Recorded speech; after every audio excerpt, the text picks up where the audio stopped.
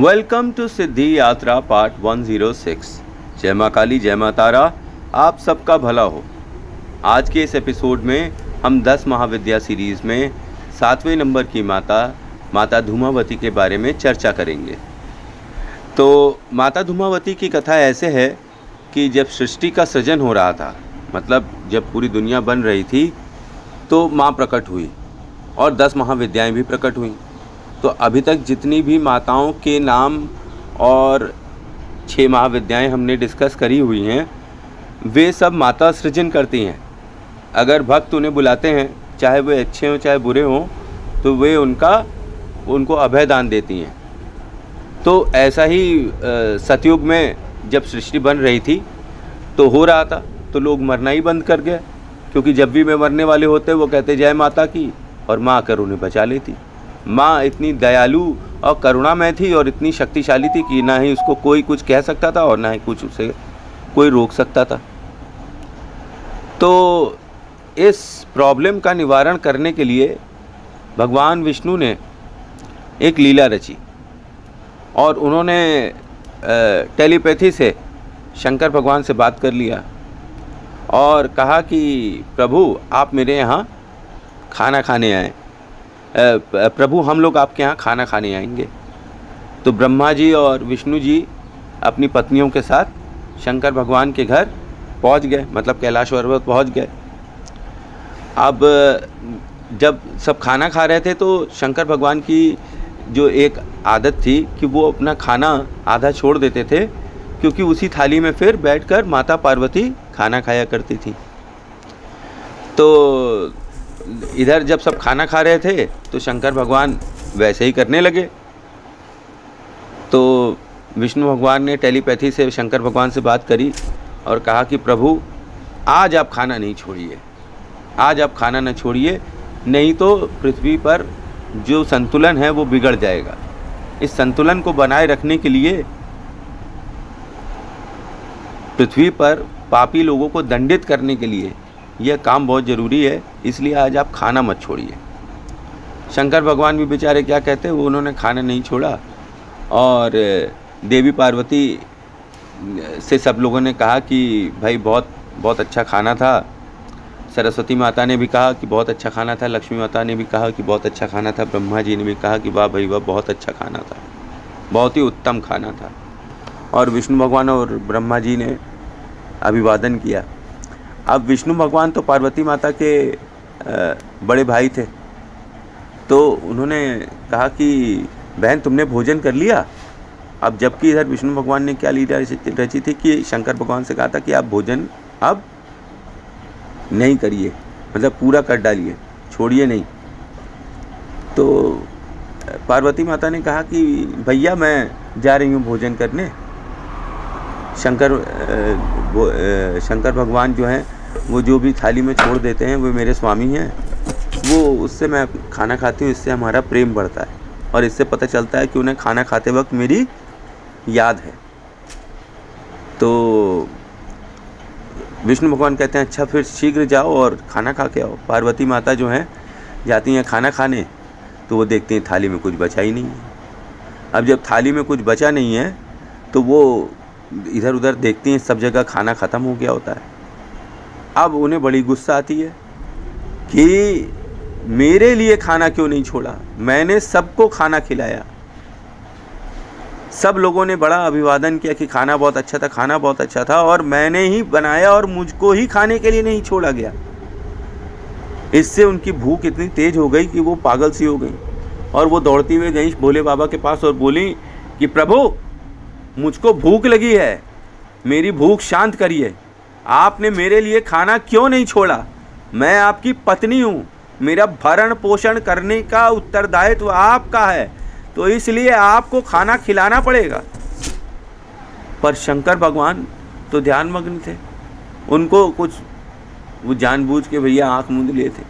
इधर माता जो है दुर्गा रूप धारण कर ली, चामुंडा रूप धारण कर ली और कहीं कि अगर आपने मुझको मेरी भूख को शांत नहीं किया तो मैं अपनी भूख खुद शांत कर लूँगी।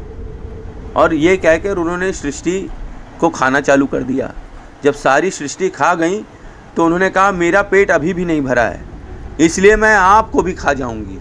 और उन्होंने शंकर भगवान को निगल लिया। अब जब उन्होंने निगल लिया तो जैसे उनके पेट में गए तो उनके शरीर से धुआं निकलने लगा। पश्चाताप का ये धुआं था। ये पश्चाताप का धुआं मतलब उनको बहुत पश्चाताप होने लगा कि उन्होंने अपने स्वामी को ही खा लिया भूख के आवेश में। तो फिर शंकर भगवान योग रूप से उनके शरीर से बाहर निकले। तो माता पार्वती ने क्षमा मांगी कि मैं अपनी भूख से वशीभूत होकर मैंने आपको भी खा लिया, इसके लिए आई एम वेरी सॉरी।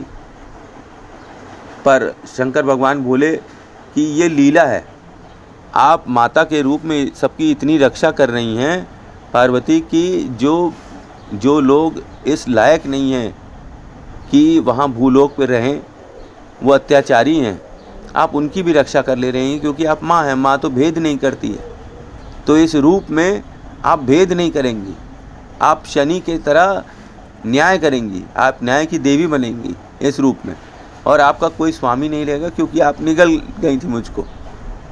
तो माता का रूप, इसीलिए धूमावती माता का रूप एक विधवा समान है।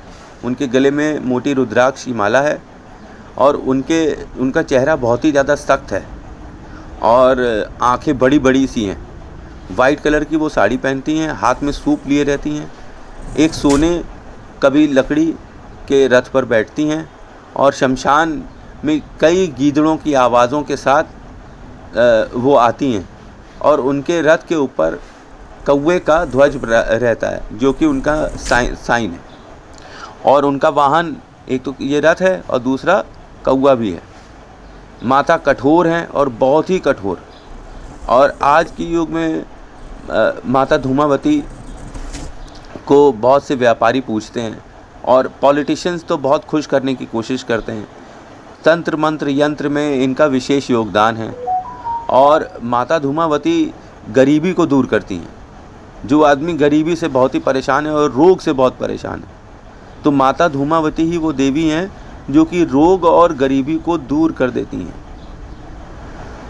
माता धूमावती कठोर जरूर दिखाई पड़ती हैं, पर कठोर का ये मतलब नहीं है कि वो बहुत ही हार्ड हैं। वो अभी भी माँ ही हैं। माँ बाहर से कठोर है ताकि अपने बच्चों को वो सही रास्ता दिखा सके। जो बच्चे गलत रास्ता अपना लेते हैं, कई बार माँ जो है बहुत ज़्यादा पैम्पर कर देती है बच्चों को, तो वो गलत रास्ते निकल जाते हैं। धूमावती माता का वह रूप है जिसमें माता हाथ में डंडा लेकर खड़ी है और दंड देने के लिए एकदम खड़ी हो जाती है कि नहीं, तुमको सही रास्ते चलना ही होगा। अगर तुम मेरे बच्चे हो तो तुम्हें सही रास्ते चलना ही होगा, इसके लिए मैं तुमको चाहे दंड देना पड़े, निर्भीक होके बिना भेद के मैं दंड दूंगी। ऐसी है माता धूमावती। माता का चेहरा भले ही सख्त हो पर अंदर से वो बहुत ही कोमल है तो पार्वती ही ना माँ, है तो काली ही ना माँ। माँ धूमावती की कृपा बहुत है भक्तों पे। कुछ नवरात्रि पहले जब मैंने एक नवरात्रि करी थी, मेरी शायद पहली नवरात्रि थी, तो उसमें मैं 2 बजे पूजा करा करता था। मैं सो गया और आप इमेजिन करिए कि रात में माता धूमावती का 7वां दिन था, मैं पूजा करने वाला था। उस वक्त मैं सो गया तो आकर उन्होंने मुझे उठाया। मैं देखा कि एक सफ़ेद साड़ी में औरत, गले में रुद्राक्ष पहने, कठोर वृद्ध, मुझको उसने उंगली से छुआ तो मैं उठ गया। और जैसे मैं उठा तो मैं उस औरत के पीछे भागा और वो औरत भी मेरे मंदिर की साइड भागी। और जब मंदिर के अंदर मैंने पहुंचा और घड़ी की साइड देखा तो 2 बज रहे थे और वहाँ से आवाज़ आ रही थी, धूमामा धूमामा धूमामा धूमामा धूमामा धूमामा।